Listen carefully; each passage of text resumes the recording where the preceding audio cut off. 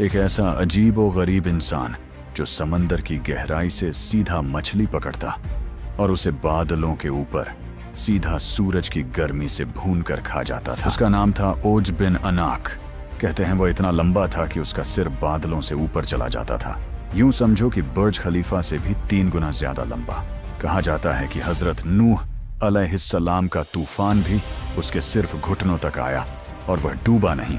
यहाँ तक कहा गया कि उसने हजरत मूसा अलैहिस्सलाम की फौज पर एक पूरा पहाड़ उठा लिया था। लेकिन ये सब मनगढ़ंत इजरायली रिवायतें हैं। मशहूर मुफस्सिर और इतिहासकार हाफिज इब्न कथिर ने अपनी किताब अल बिदाया व निहाया में इस वाक़े को सख्ती से रद्द किया है और इसे बिल्कुल झूठी और गढ़ी हुई कहानी बताई है। कुरान साफ कहता है, सूरह सफ़ात आयत नंबर 77 में अल्लाह फरमाते हैं, और हमने नूह की नस्ल ही को बाकी रहने वाला बनाया। यानी हजरत नूह अलैहिस्सलाम के तूफान में कोई भी नहीं बचा था, सब डूब गए थे।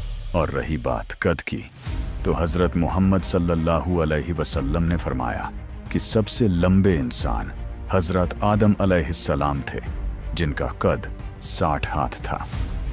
उसके बाद से इंसान का कद छोटा होता गया है। तो जब सबसे लंबे इंसान हजरत आदम अलैहिस्सलाम थे, तो ओज बिन अनाक बादलों से ऊपर कैसे जा सकता है? इसलिए ऐसी कहानियों पर नहीं, बल्कि कुरान और सही हदीस पर यकीन करें। वीडियो पसंद आई हो तो डीन विस्पर को सब्सक्राइब करें और बेल आइकन जरूर दबाएं। अल्लाह हाफिज।